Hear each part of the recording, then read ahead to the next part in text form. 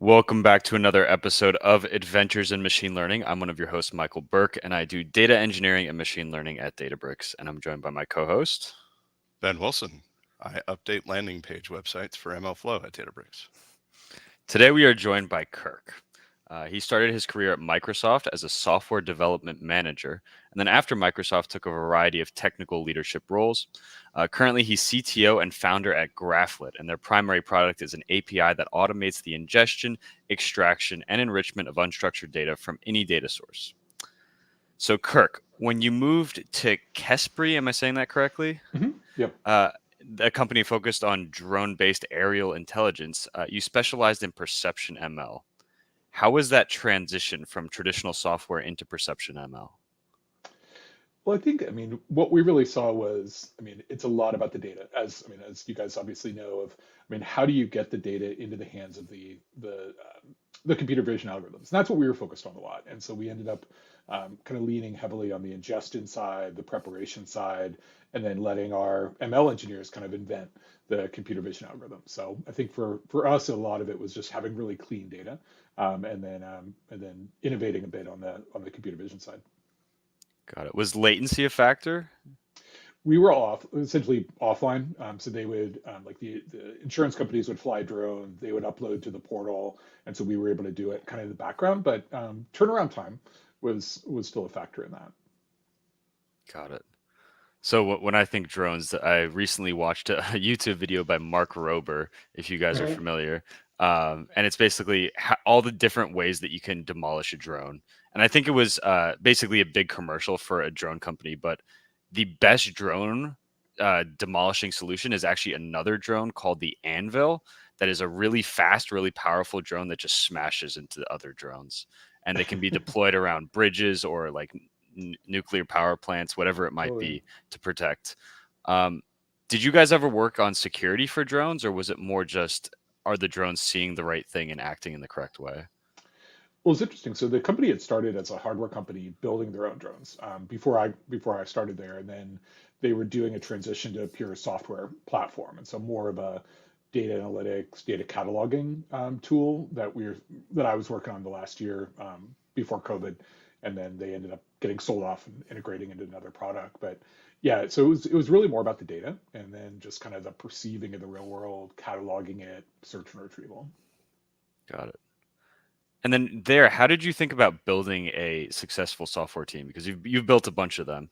Yeah. Was there anything different because it was more in the hardware space? Because when you started at Microsoft and then went over to GM and then Kespri, I'm sure there's different challenges based on the end product. So did you notice any of those challenges change how you create teams?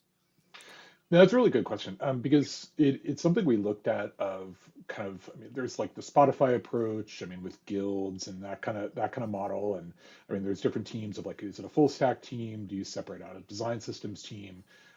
We ended up, because it was moving into pure software, we really had to think about the UI side. So it was a more UI heavy product than maybe their original stuff had been. And then the other side of it was actually code reuse and thinking about, could we refactor out like UI design systems between their two products? And so that was definitely something we had to think about in terms of staffing. Um, but then also the back end of that product was a brand new infrastructure, and so I think learning scalability and cloud. Honestly, just the CI/CD and infrastructure deployments like Terraform. Um, that skill set wasn't necessarily something we hired for, but we had to train for it in some ways. So it was a multi-layered product where you really had to think about all of that, and especially just once you get up to scale, this isn't just a demo anymore. Like, how do you actually make this thing scale under a lot of data load? And so we basically had a small team kind of incubating that, and then that ended up kind of growing out. Got it. Yeah, that's actually a topic that comes up a lot on the podcast, which is these demos and blog posts, let's say, and that's not super representative of what you see in large organizations. Right. So, getting into that, how did you make stuff scale, and what does that mean to you? That company actually, we kind of ended up, it was an interesting situation. We kind of got to the point, and then COVID hit, and it kind of changed the business a bit. But so we never got to a point of scaling that product there. But at my current company, that's really what we focused on from day one is getting something that, I mean, under load will automatically scale out, be able to handle, I mean, millions of files or pieces of content. And a thing I'm a fan of is like an event-driven system that's, I mean, you have a queue that you put everything into, it kind of feeds out into multiple servers or serverless architecture, and that can actually burst out capacity. Because we ended up, I mean, we end up getting a lot of bursty consumption. I mean, as people are kind of loading data in, and then maybe it's just consumption for the next hour. And so we want to be able to balance those two things. So it's I think it's important to think about if you're going to have to get there, and you might want to bite the bullet a bit and kind of think about that kind of event-driven, kind of even, I mean, serverless or non-serverless, but at least just a queued architecture. God, I've got a sort of a meta question for you. Yeah. And this came up in a previous podcast as well, as we were talking to another innovative founder.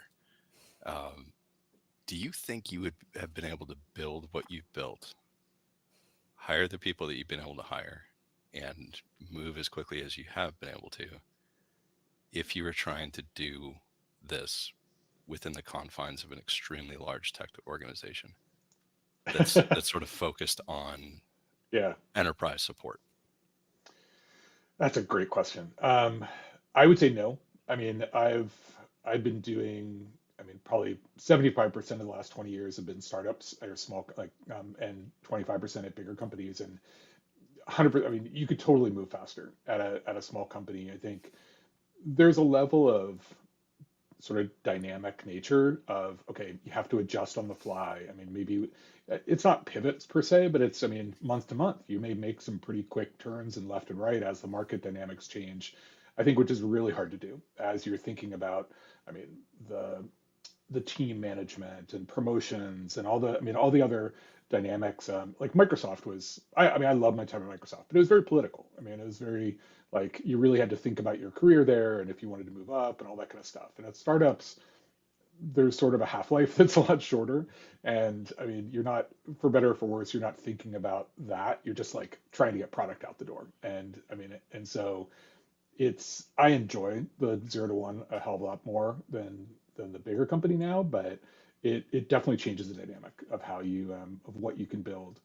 And you see a lot of companies slow down after acquisition. I mean, I just talked to a friend who their company got bought by a big fintech company, and he's like, yeah, it's like boring now. And it's not, I mean, you hear that all the time. So Is there an inflection point? You know, as somebody who's definitely probably the final approval on hiring technical yeah, staff, is there an inflection point in the life of a startup that's focusing on something cutting edge like yours is, where you say, I need to start hiring a different sort of person at a certain yeah. point? And what would that inflection point be for listeners to who are curious about this? Like, what does the CTO think about or CEO think about when we need to shift the hiring dynamic? Yeah, I think there's a level of just kind of fleshing out. Like, it's easy to scale one front end dev to three front end devs. I mean, if they're all on the same stack or they're all kind of using that, I think but you do start to hit a point where, I mean, it's like the Amazon like two pizza teams. Like there, I think it's around that 5 to 7 kind of per functional area that becomes more difficult because then you have to maybe think about having a lead. I mean, the CTO can't sort of manage them directly. And whenever you have to start adding an extra layer in there, or I mean, or maybe it's an area that the founding team doesn't have experience with. Like, I mean, I think that's another area that's harder because you have to find somebody that can be that kind of chief that you can trust to. I mean, because every startup founder is a micromanager. I mean, you have to be. I mean, to Yep. do it right. But there's a point when, okay, how do you hand that off? And I think that's when things become tricky as you grow. How do you personally create the cutoff for you should hire versus you should learn it? Um, it's a good question. I definitely have seen there's some things that are just more like, okay, I'll hire somebody on a project basis. Like, I know we have 3 months of work. We'll just hire somebody, plug somebody in, and accelerate. I think there's areas that works really nicely.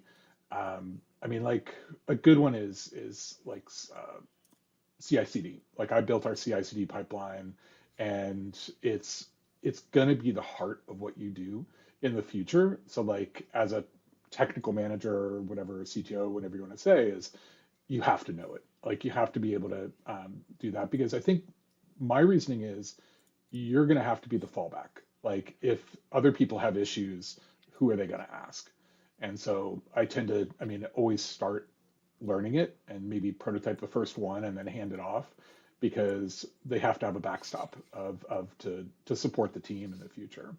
And so, I mean, I ended up doing that with our Terraform at a previous company where I just kind of built out the first Terraform scripts and did that. And it's not something, I mean, I wouldn't call myself a DevOps engineer, but at least I understand it soup to nuts of how it all works. And if somebody, and then I could hire somebody and be like, oh, hey, here's, I mean, take this over and at least be able to answer any questions about it. So,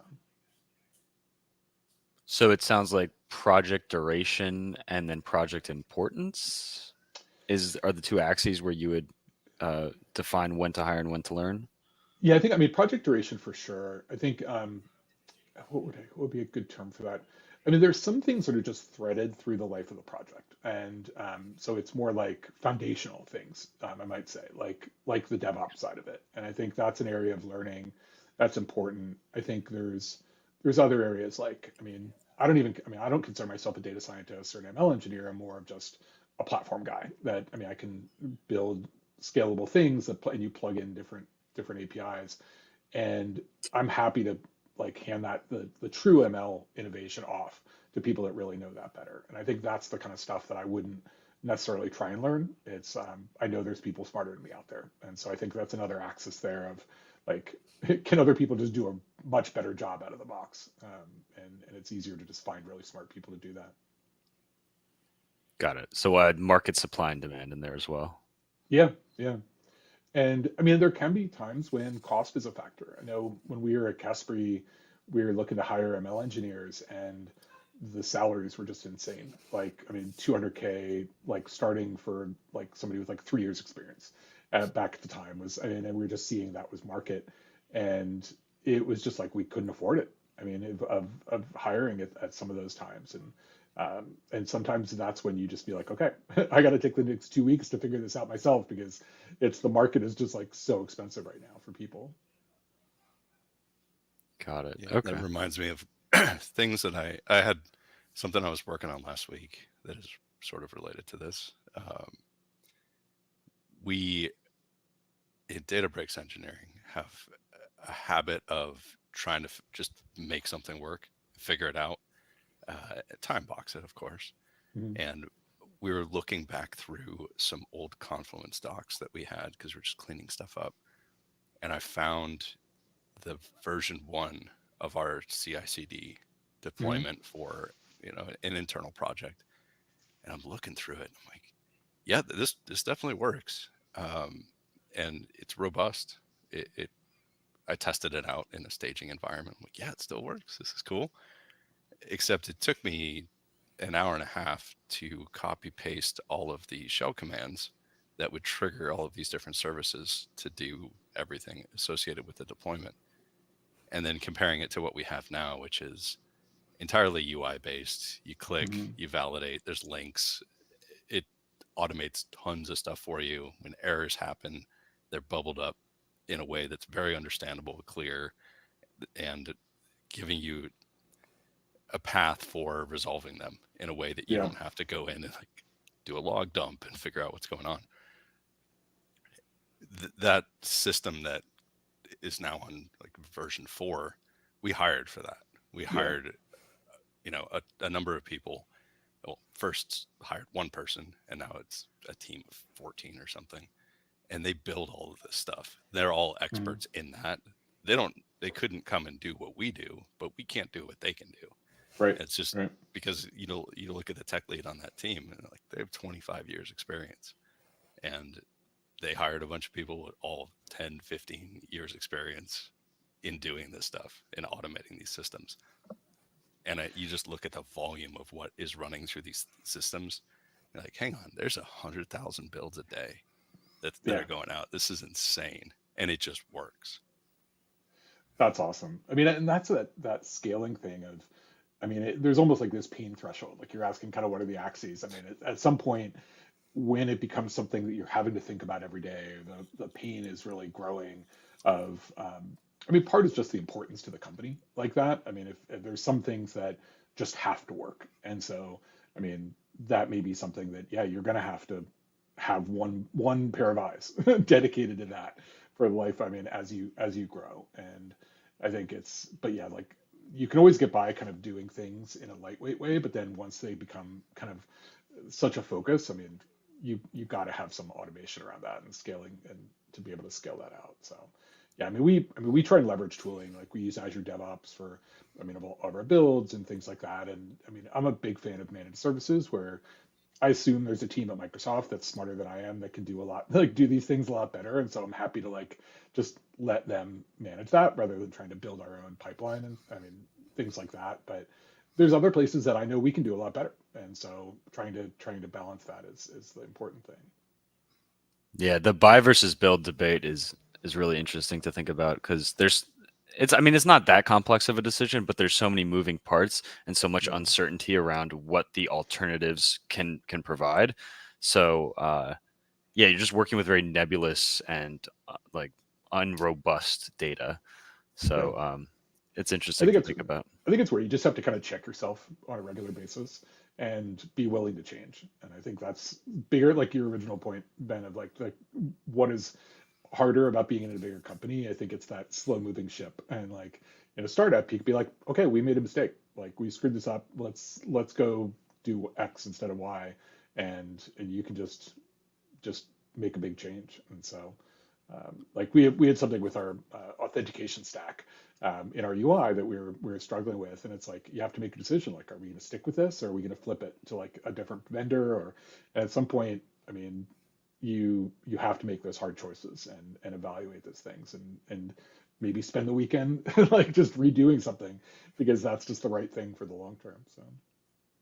For contract-based tools, do you usually reevaluate when the contract is up, or do you try to break mid-contract if something goes wrong?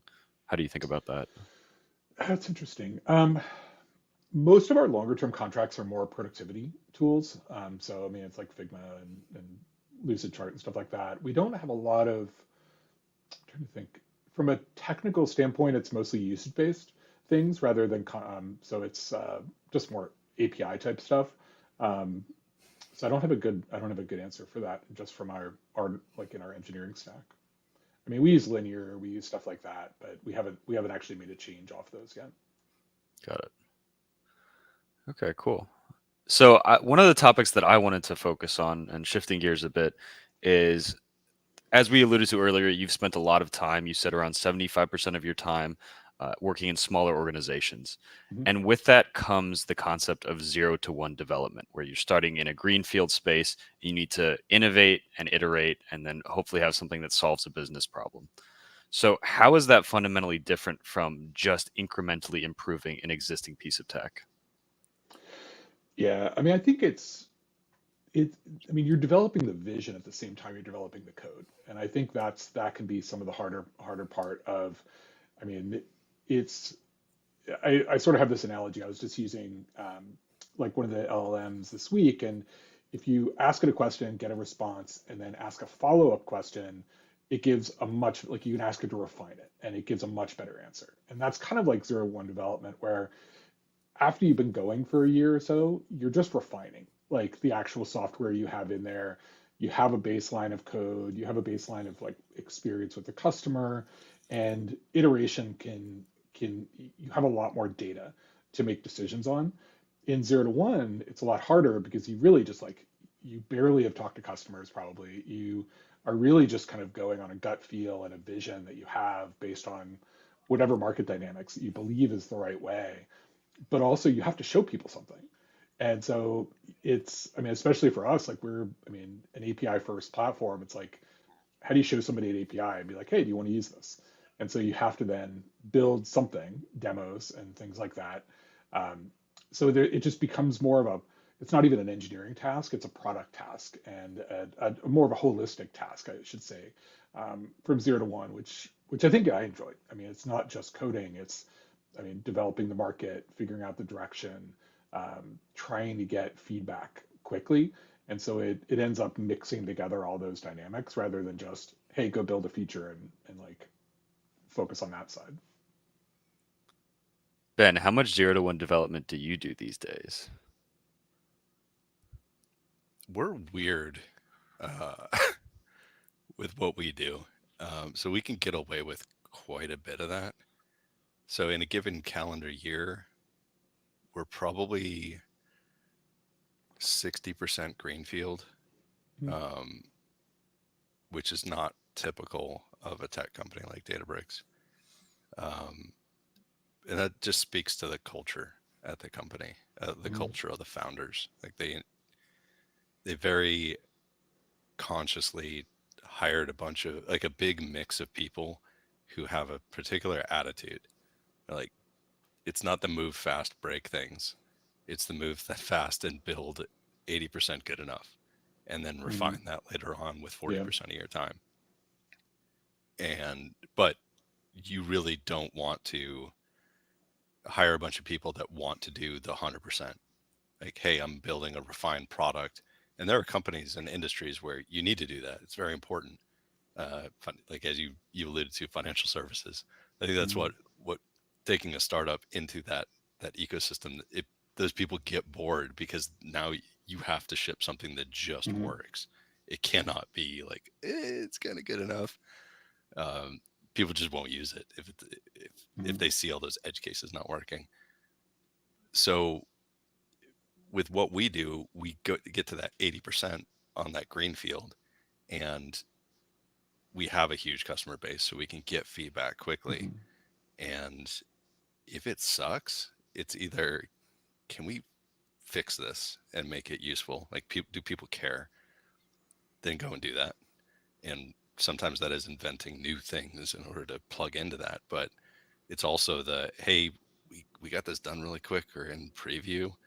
Nobody's using it. Nobody cares. Mhm. On to the next thing. Yep. Don't delete the code yet. Eventually delete the code, but you know it allows you to pivot very quickly. And I think it's very challenging for engineering leadership to maintain that culture. Mhm. And this is the only place I've ever been that they do that. And it's And it's interesting because, I mean, given the background, I mean, there it's, I mean, the academic culture a lot of times is for perfection of like, I mean, continuing to research something and it's actually great. I mean, that you got to ship someday and getting feedback is the most important part. And I learned that like super early in my career when I started Microsoft. My first project was this thing called Blackbird, which was essentially like pre-web because I'm that old that it was like right before the internet kind of launch, and this was their internet publishing platform for like magazines on the internet, basically pre-HTML, I should say, and they killed it after the second beta.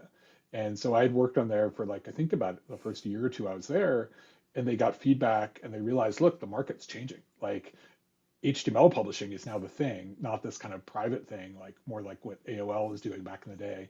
And to learn that a big company like that, you just invested like all this team and people and all this and marketing, and to be like, okay, go on to the next thing.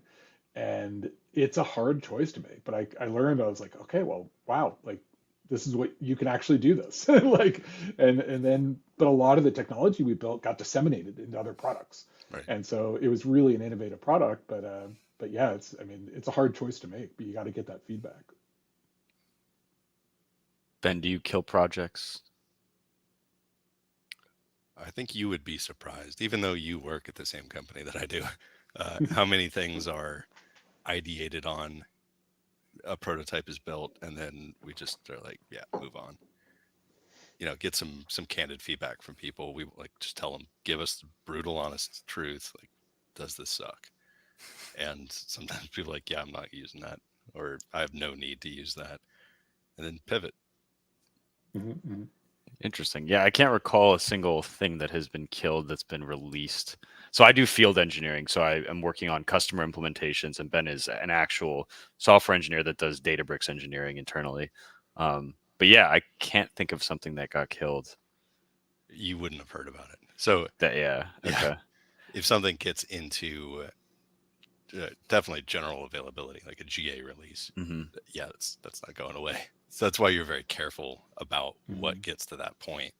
And I'm curious to hear from your perspective, Kirk, about how you think about that in a fast moving startup. Yeah. Where do you guys have that concept, or do you embrace that concept that an enterprise tech company would do, like you did at Microsoft? I'm sure where there's a private preview and then there's a public Mhm. preview and then you ship GA. Do you guys do that? And what is your process It's for saying like, all right, we don't want to maintain this. Nobody cares. Yeah, yeah. I mean, it's a lot. It ends up being around the API surface area for us, and there are some things that we end up deprecating. There are some things like I took a stab at of like architecting one piece of it, of like this is the way that I don't know part of the RAG pipeline works or something like that, and maybe we end up refactoring that away and saying, look, I don't really like that approach. Um, Here's a new kind of cleaner version, but we kind of have to do it in the sense of keeping. I mean, we can't just rip things out of the API and I mean, if people have code running, or even if I mean, even if they just reference it in the schema, it could break them. And so that's some of those areas. Um, so yeah, it definitely comes up. I mean, there's some things that I've had to do of like I don't know, maybe I have one field for something and then I expand that into an object in the API. You have to really like maintain that and know Yep. that we can future proof for that. And so I end up sometimes being a little over opinion, or I don't know, maybe over specific, where it's like, okay, if I'm going to add something, I'm going to add a place where I can add more things to it, and sort of think ahead and be like, oh, I'm not just going to make that a Boolean, I'll make it an enum, because I mean, I can expand later. And so I think I definitely think about that of kind of future proofing a bit to make it more easily expandable and less breakable from a surface area standpoint. But a lot of what we do is just kind of hidden behind the scenes. Like there's just workflows running, and it's the API surface area that we have to focus on. The That's what the customers touch. Got it. Yeah, and you've been seeing that, Michael, as you've been digging in more and more into ML flow source code. That surface area, everything's very structured and well documented, well, somewhat well documented, but everything's locked in. Yeah. And I'm sure you've heard us on meetings and stuff that you've been a part of, where somebody's like, oh, can I add this argument? And we're like, no, no, no, no, we're not adding any more arguments here. We don't need that. We can use this other methodology for doing this. But then you start going down to the turtles that lie beneath, and you start realizing like, wait, the back end has all of this private implementation that a user of this tool never sees, and we can Mhm. change that willy nilly as much as we want because they're dev APIs, and that's the real challenge I think in designing API first services, is making sure that you have that contract that is Mhm. sort of sacrosanct. It can evolve over time, but you have to think about like all those breaking changes, and deprecations are scary. How do you notify users like, hey, this is Mhm. going away in 6 months? You know, do you need service support in order to help migrate off of this? And what you said, Kirk, it really speaks to me on a personal level with that whole like, hey, we have to think about how we can make this extendable in the future. Yeah. And I think that's one of the hardest parts of software engineering. I think a lot of people who are looking at it from the outside are just like, well, yeah, it's hard to write code. And then you ask a software engineer and they're like, no, code's easy. It's hard to Mhm. design code so that it's Yeah. that this thing will last 15 years. Well, and I mean, the previous company startup I had for 10 years, and I mean, I developed some patterns that I'm actually kind of reusing some of those same patterns today of like, how do workflows structured for this? I mean, are they kind of sequential? Are they like a DAG? And I mean, a lot of the patterns I developed of just what worked over time, you end up just reusing them in your career and at other things. And so a lot of it is just, hey, okay, I mean, this is the way we did video for broadcast, and we had this kind of sequential pipeline that the data got flowed through, and you configure knobs at each step. And a lot of that, I mean, our Justin pipeline is very similar to that today, but it's just indexing, data prep, I mean, and data enrichment and those kind of things. And we kind of do the fan out behind the scenes. So we're not exposing the DAG kind of thing to the customer. They just say, hey, here's the different things I want as an instruction set. More like, I don't know, more like a configuration as code kind of model. And then we just kind of do the work they need on the back end. So Can you list a couple of the things that you have learned over the many years of software development that might be hard to learn so our listeners can have the shortcut? let me think.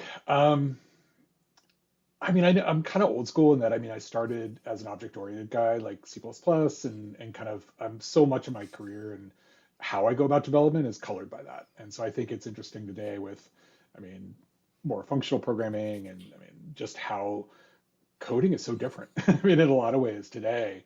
Um, and just obviously, I mean, also the front end development is different. So let me just think for a sec.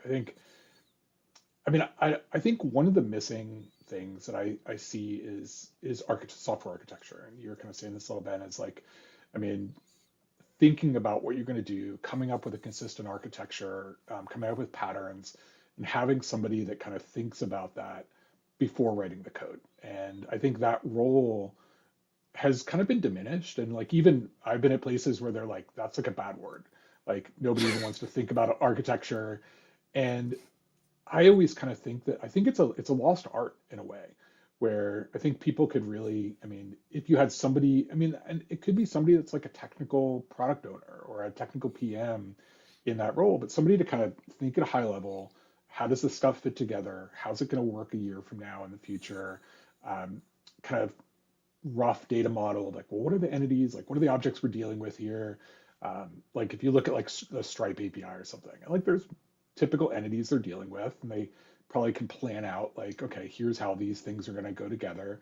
And I think someone needs to own that. And whatever you call that role, um, I think just sometimes people get in the weeds a bit too much with the coding and just like they're not seeing the big picture as much. And I think we used to look at that maybe probably too much back in the old days, but um, I think it's the biggest learning. I think that could make a little bit of a comeback that people could kind of like almost start with like whiteboard based development of just let me try and draw it out first and then dig into the details.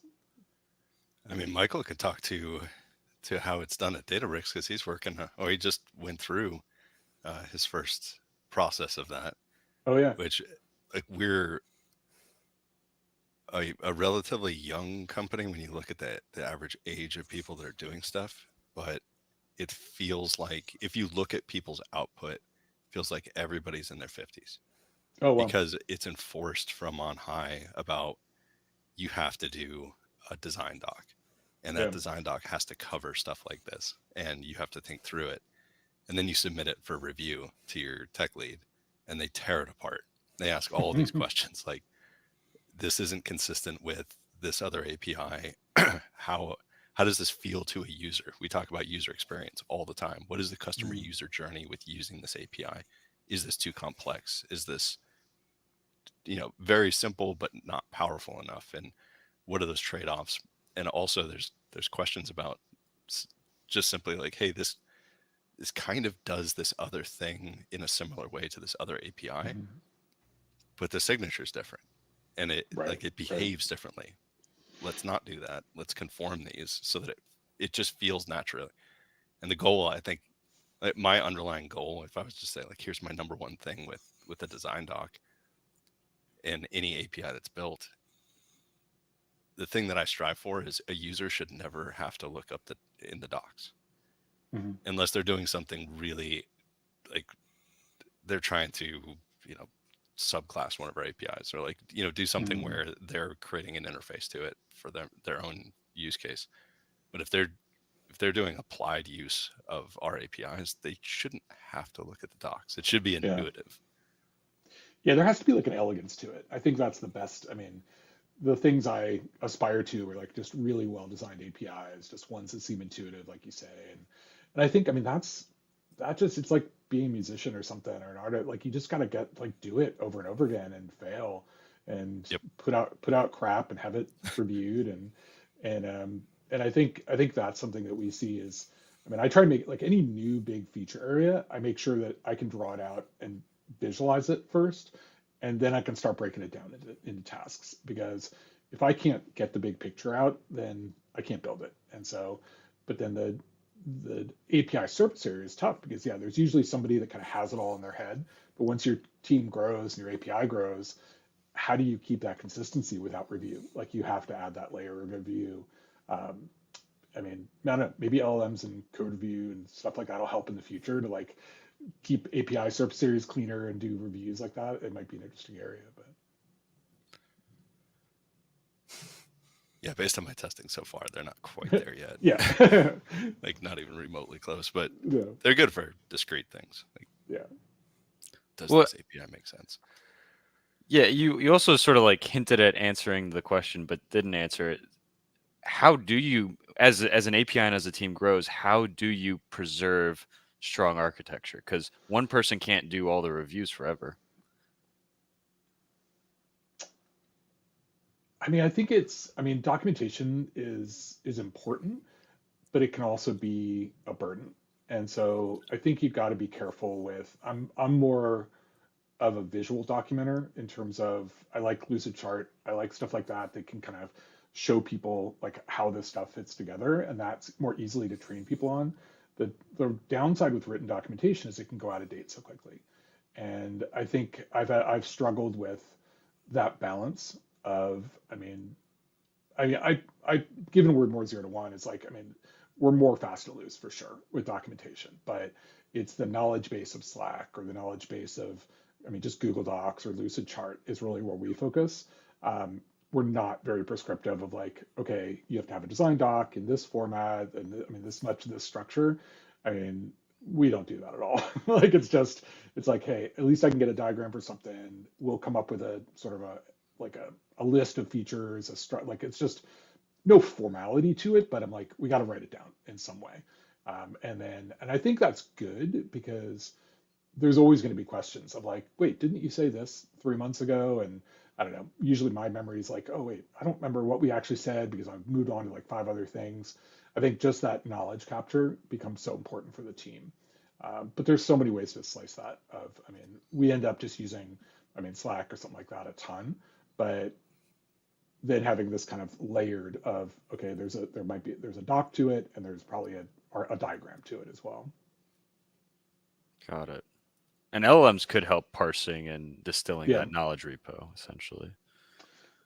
for sure, for sure. And I think, I mean, just summarization, just good search. I mean, I think is Yeah, still a struggle for a lot of this kind of stuff. yeah, yeah. Semantic search would be really helpful, at least in my life. Um, the amount of times I look up stuff in Slack and just have to permute the different combinations of words, it's ridiculous. Well, and it's just the way they're doing it with, I mean, they're almost trying to be too helpful and finding you like, oh, well, this is the same thing, but with an extra letter at the end. I'm sure you want to see this too. Like, it's just like it becomes like it's almost not, it's not even useful at all in a lot of ways. And so it, I think, yeah, I mean, it's not a solved problem, even though I think we have the tools now. I think like Glean and some of these kind of companies are now trying to really focus on like, okay, really good workplace search. But I think I mean, there's so many ways to approach that in other ways that I think there's going to be a lot more innovation there. Yeah, that makes sense. Another question about software architecture. You hinted at the concept of layers. How Yeah. many layers should you have? And if there's not a single answer, how do you think about determining it? Oh man. I mean, and this is maybe my leanings is I've always thought about separating the presentation layer from the sort of functional layer. And I know that's sort of a bit distinct from, I don't know, some of the full stack development and things like that. But I tend to always think of an API surface area and then building a team and a product to that API rather than thinking about them as all one thing, because that lets you productize the API later. And I mean, I know there's contrary opinion about that, but it's always worked for us where we've consumed our own API for our front end. And the main point of that is like we had companies where like, we don't really want to use your API. We just want to automate it through our system. And so I mean, that's actually worked really well that if you eat your own dog food and have a really good solid API that you build first to feed your presentation layer, your front end, then you can do a lot of stuff with it. I mean, you can write automation tools, you can write CLIs, you can do all this other stuff. So I tend to think in that classic layering of presentation, like to an API, and then there might be backend APIs that are all hidden behind the scenes. But really have that first API layer set like cleanly separated. And it also makes for developer experience. Like your first consumers of that are your own dev team. And so you're validating to your points before about how do you know if it's a consistent API and it's not, I mean, because your team is actually using it themselves. And I've done that time and time again where the internal team is your first customer of the API. And that helps shake out a ton of issues. And Got it. sometimes, in my experience, uh, gives you the best feature requests. Oh yeah. So at Databricks, we're building stuff that people are going to be using. Like, I have a meeting on Monday with a team about a new feature that they'd like to use or have built to integrate with the product. And they they give me a quick 2-3 sentence explanation of what they're going to be building. I was like, I didn't even know that was a thing yet. Um, but that's super cool. Uh, yeah, I'd love to chat about this. Like, when are you going to be releasing this? And they're like, oh, like, December. We're shooting for first private preview launch. Like, I just did a quick search on the internet, and there's zero references for this. Like what you're talking about being built. They're like, yeah, like nobody's done this yet, and we're very tight-lipped about it. They're like, but MLflow doesn't support this thing Mm, that we need to do. So here's our list of requirements. Please review this before a meeting. So we're finding out 6 months, sometimes a year before any mhm. customer would even be aware of this thing. And we'll Yep. build these features in slowly, or sometimes quickly, in order to unblock that internal team. But we're not building stuff that's like, oh, this is in some private repo and nobody's ever going to see this. Right. We're releasing it. It's in open source. People can start playing around with it. And sometimes the fallback from that, or the fallout from that, is we'll get further feature requests from the community. They're like, this is cool, but can it also do this? And we're like, then talk to the internal team. Like, do you guys need this? They're like, yeah, we were going to talk to you next week Very about cool, that. I'm man. like, sweet. What do you think That's cool. about what are your opinions on, what you guys are focusing on, something that is effectively a service layer, right? Mhm. And what are your thoughts about intelligent selective open sourcing of components versus keeping it all proprietary? Yeah, no, it's a good question. I mean, I've never actually released an open source project. I like product, like in a full sense. And we have done some small open sourcing of different components. So I'm not the best one to ask about it. I mean, we do leverage open source for, I mean, some things we do and support, I mean, and contribute back. But given it's a managed service, it's also hard for us where we're really focused on scale and I mean and the infrastructure side of it. It's like being another AWS or Azure service to us. It's an API that people can consume. They don't want to. I mean, there's going to be other companies that release maybe something like a RAG as a service that's fully open source, and you pull all the pieces together yourself. And we're kind of taking the other approach of like, you don't care what's running behind Stripe infrastructure. It's just an API. And I think so. I don't have a ton of experience to pull from, but the way we're looking at open source is we open source the SDKs. So we're a Mhm. GraphQL API, but we just release native SDKs on top of that. Um, so if we screw something up, somebody can like fork it, fix it, and like build their own or whatever. Um, the other is UI layer, and so UI components that sit on our API, we're going to open source all of those. And so Nice. that's what we're looking at now, like kind of a chatbot in a box, or I mean an uploader tool, or different things like that. So those reusable components that just need our API key are going to be all open source. And so I think we want to, I mean, we're definitely supportive, but there's just no way we could open source our whole product because you would still need like these other three managed services that, I mean, exist somewhere.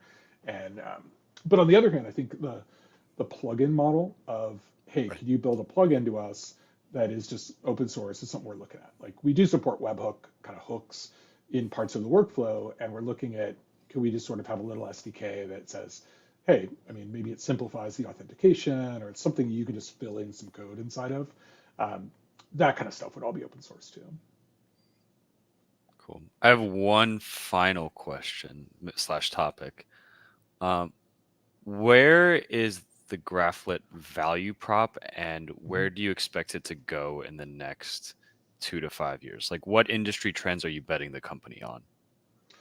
Yeah, I mean, I think that the initial one is really kind of the conversion from DIY, we say, is there's been the last year was pull together LangChain, Llama Index, I mean, Pinecone, like all that. You basically have to pick all the different ingredients to make the recipe and then figure out how to deploy it, how to tune it, and all that kind of stuff.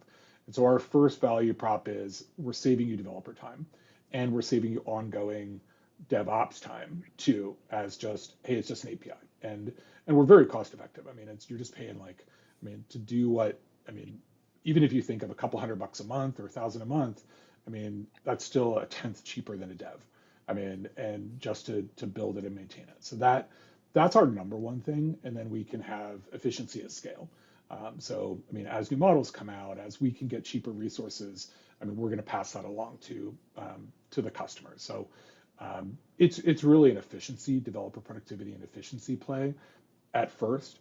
And then I think the long term is really, okay, now what can we do with that API that are higher level constructs like agent models or um, more integrated workflows with other products and things like that, and kind of the automation side of things. That's really what we're looking at. Is we've kind of released ingestion, retrieval, RAG with conversations, as well as what we call content publishing, which kind of uses RAG to generate new content. And then sort of automating that with some sort of agent framework on top of that is, I see that's like kind of the next step. And I mean, we'll see where it goes from there.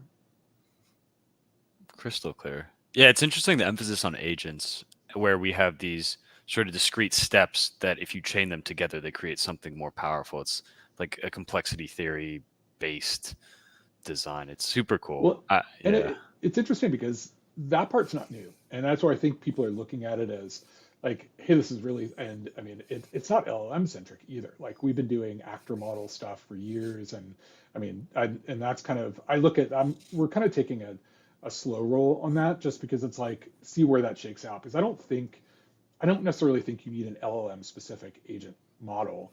You just need something like sort of an actor, like a durable actor model. And there's so many different things out there. Um, and you could build a lot of what I see these demos with, I don't know, we use like Azure Durable Functions or I don't know, akka, or I mean, different things in different platforms. I don't see that like if you just have a good API for retrieval and RAG, you could probably build most of what everybody's doing. And so that's kind of the way we look at it as I don't know if we're going to build anything our own on that or if we'll just do integration examples on that. And so we're kind of taking a wait and see a little bit for the rest of the year to see what people are really looking for.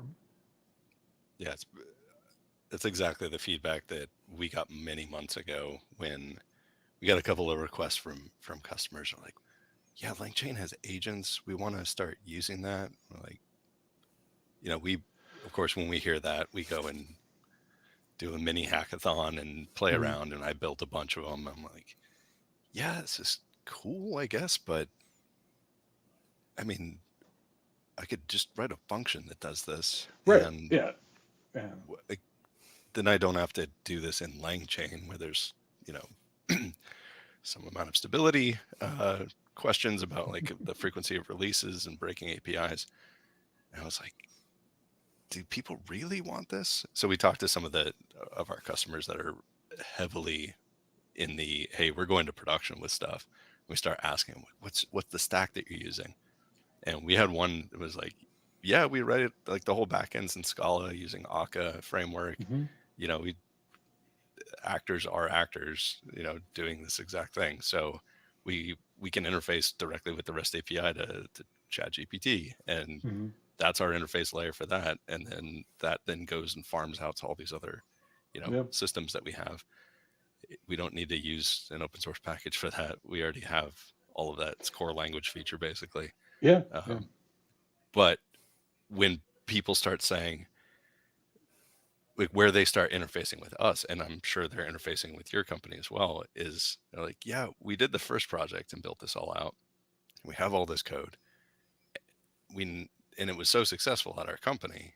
We now have 3 people from marketing, 2 people from sales, and 5 people from product that all want these projects built for these that require a completely hmm different code base. We don't have the staff. We can't hire 300 developers to right, come in and build this. Databricks, can you help us out? So that, like, focusing on, okay, can we create a UI that yeah, does this? And there's, companies such as yours that are focusing entirely on this problem. I really believe that that's the future of LLM usage. yeah, It's, chat's useful, it's very useful, as a productivity tool, but for actual products that people are wanting to build, you need all of those interactions. You need a more yeah, complex space, and individual companies are not going to have the resources available to build all these projects. You need a service. yeah. And I see. I mean, I always talk that like chat is just one consumption method. It's kind of the first one that ChatGPT kind of lit this bulb for everybody.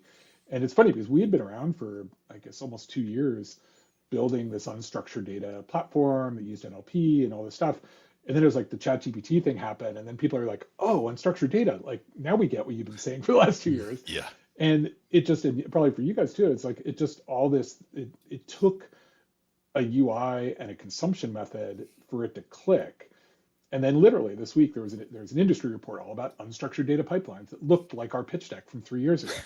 And it's something where all these pieces are fitting together that people are like, oh, now we can get access to this data. But not everybody doing this is going to be writing it in LangChain. I mean, Right. or even in Python for that matter. And so like we had somebody be like, how can I do this in Bubble?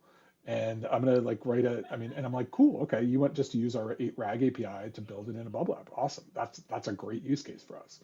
And so that's really where we're heading is just make it something, it's a really clean, nice, easy to use API, good developer experience. Like we're adding like observability into our developer portal and I mean just copying what the best people do and who have great developer experience and being like taking those learnings and being like, okay, now we have an awesome logs page that we're building. And so we don't need to reinvent the wheel, but just give people what we know works in some of Yep. these areas. So, and then we innovate on the back end, like, and Exactly. that's where we really focus. So. Why did you guys invest in unstructured pipelines pre ChatGPT? So we were doing it as a data cataloging. And so we were leaning into um, geospatial data tied to unstructured data. So like construction companies, ports, railways that had, I mean, they would say they have like 10 years of data collected. That's imagery, it's audio, it's documents. And so we were actually building them essentially a search interface, like for that had a visual view, it had a map view, and it had a time histogram to it, and that was the product we started the company building, and then the platform was just we were using it for ourselves, and it's funny because I mean that UI didn't get the fire that I expected it to because they were still trying to figure out SharePoint at a lot of these companies, and so it was I mean people it would demo great and they were like, oh, this is awesome, but then they're like, wait, how are we actually going to put this into practice when you have to sell it to our IT group and you have to do all that? And so we ended up just being like, wait, once we started having people like, wait, can we get access to the API, like the API that runs that? So we can integrate the capabilities of it into our own products. We got a couple of those and we started thinking, wow, maybe that's actually the path. And then the ChatGPT thing happened. And I was like, oh, wow, we're long-term memory for these models. Mhm. Like we've already built the funnel. And that's when we pivoted to just be the platform first about 18 months ago. So. Super cool. And I would love to come back around and take our original app that we built and release it maybe as an open source app on top of our API. I mean, if I'd love to, I mean, at some point be able to do that. We might do that as like our, because I don't want to compete with the people that are building apps on us, but maybe that's just a great full featured example of what you could do on us. And so that I think it'll all circle back around. I have a use case for that I would implement right this second, like as soon as the Yeah. podcast ends. Yeah. Cool. All right. Well, we're coming up on time. I will quickly summarize some interesting points that I heard. First, queues and event-driven architectures are great for scaling. Um, when to hire versus when to learn? Well, there are a few axes. One is project duration. Another is project importance or sort of centrality to the infrastructure. And third is employee supply in the market. If people are really expensive, you might want to just spend the weekend learning it. And then a few miscellaneous tips. Thinking about architecture and sort of visually drawing out components is really helpful when designing scalable systems that will be scalable into the future. Creating internal knowledge repos like Slack. Don't document everything because it can quickly become out of date. And then when you're developing public APIs, it's important to have that public stable API and then at least one private layer where stuff happens. You can have 1, 7, a million. It doesn't really matter. But having a stable public facing API is super important. And then eat your own dog food. So, Kirk, if people want to learn more about you or your work, where should they go? Yeah, definitely Graphlet. Graphlet.com is the company, and then we're on Twitter. I'm on Twitter just at Kirk Marple. LinkedIn's good, and yeah, just I mean, we're for anybody who wants to play around with it. We're free to sign up, free to use, up to a good healthy amount of data that you want to try out, and so happy to have people give it a try. Cool. All right. Well, until next time, it's been Michael Burke and my co host. Ben Wilson. And have a good day, everyone. We'll catch you next time.